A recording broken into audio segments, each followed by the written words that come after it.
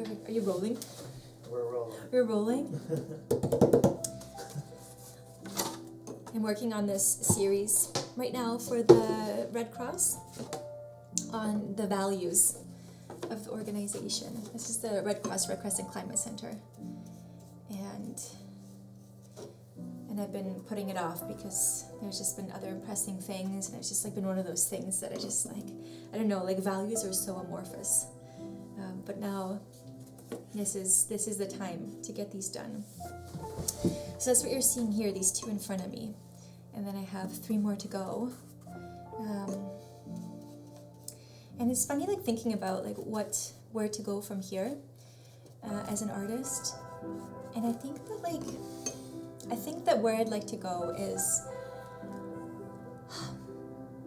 it's more collaborative, I guess, than maybe it is for me right now. Like there's something I gravitate so much towards just like being by myself in my like little corner here, not really having to talk to too many people, just making art. I can do this for days. Like before I had a child, I could actually like be sitting in one place for, I don't know, like 18 hours. And there's like something very nice about like that meditative trance of like creativity where you're just like in something. But I found that when there's a chance to collaborate with people and to work with people from different fields, like that's when exciting things can happen. And I want to show one project. I'm going to get my computer. I hope it's okay to show a computer on camera. I'll bring this here.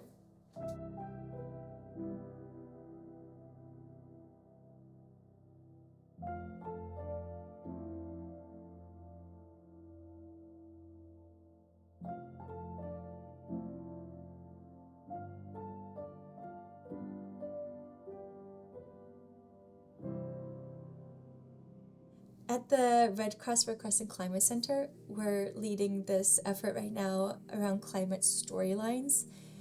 So essentially, this is going to be a little technical for a second, but information about how climate is going to change in the future in different places, like how we get that information is really complicated.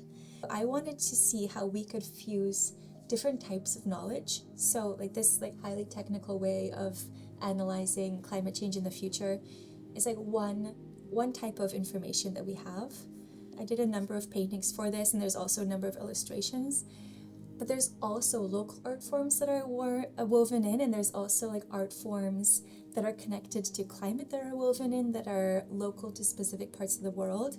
And then this is all against the context of how climate is changing in different parts of the world. So this is what I'm really excited for in the future, is like figuring out how to be doing painting, because it's really what I love to do.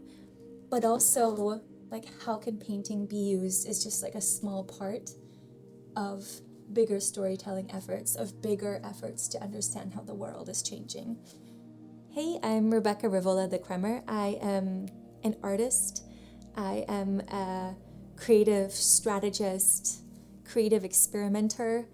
I have a podcast called The Heart Gallery, where I talk to artists and other creative people who are addressing or communicating about the various challenges facing our world today, like ranging from climate change to humanitarian crises, social issues. It runs the gamut, and it's just like one of the greatest joys of my life to get to talk to these creative people. I have to get a picture of you. This is so great. Okay, so this piece back here, see if I can get the light on it. This like colorful elephant woman in the red dress, this was for a project on climate change in Zambia, in a certain part of Zambia that had just gone through a couple years of this really tough drought that had all kinds of ramifications on the community level, like in terms of food production, water availability, livelihoods, everything. People's lives were just changed in every kind of way, and this painting was for a project that was trying to understand how that happened, what people were learning from it and how things can be done differently in such a situation going forward. So like when the next drought period comes, how can people be less affected? And I think I tend to get like really inspired by things that I'm currently experiencing. And I had just listened to this incredible podcast on speculative fiction.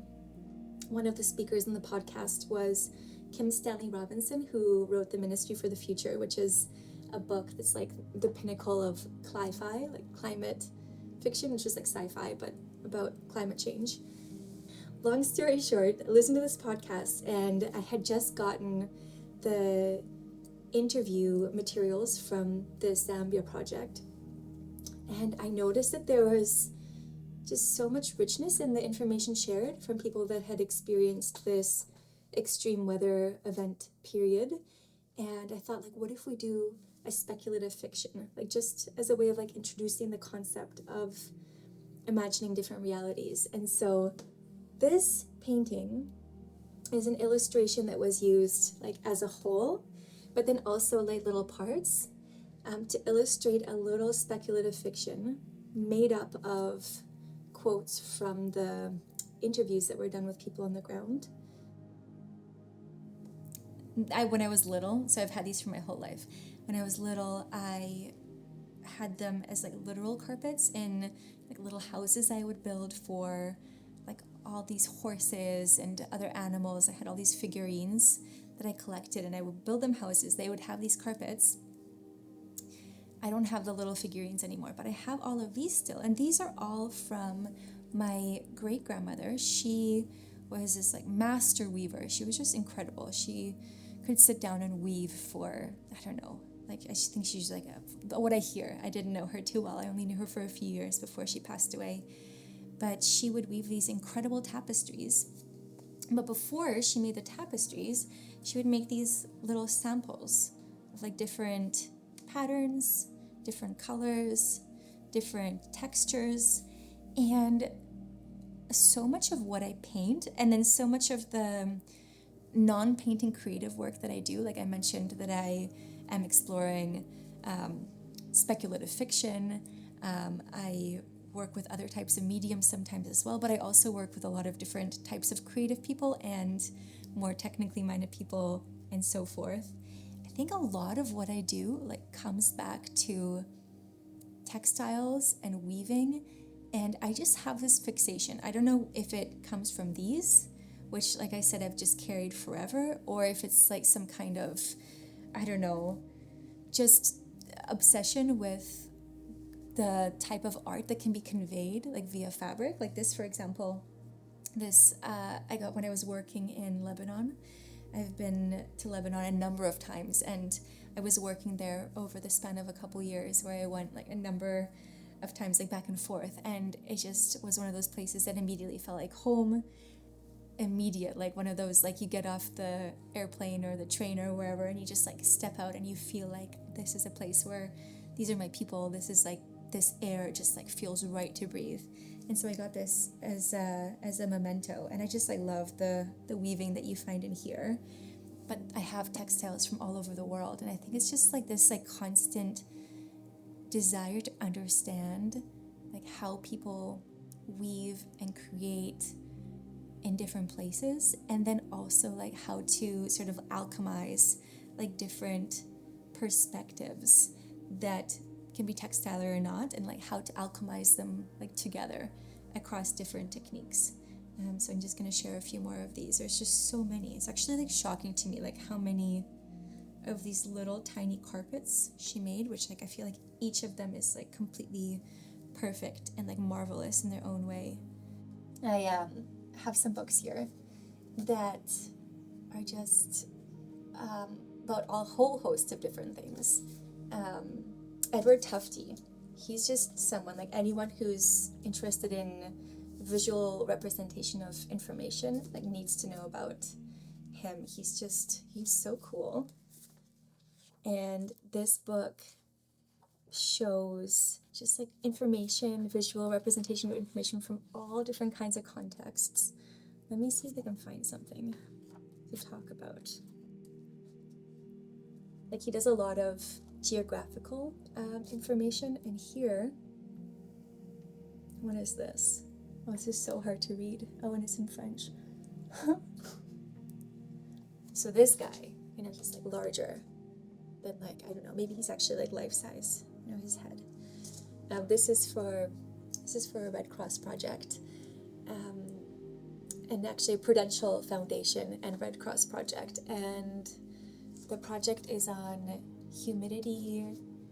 rising humidity, rising temperatures, and air pollution, looking specifically at Thailand. And whenever I get a project, I do research into what are different people's lives like try to really understand like how people are experiencing some of these issues.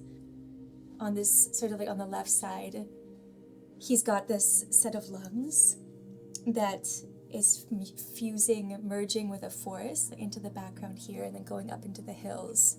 You have sort of like shadowy, rough figures of people, I guess like symbolizing migration here, movement, but also these birds that symbolize movement. And I love using birds in paintings because birds can just move so freely around the world.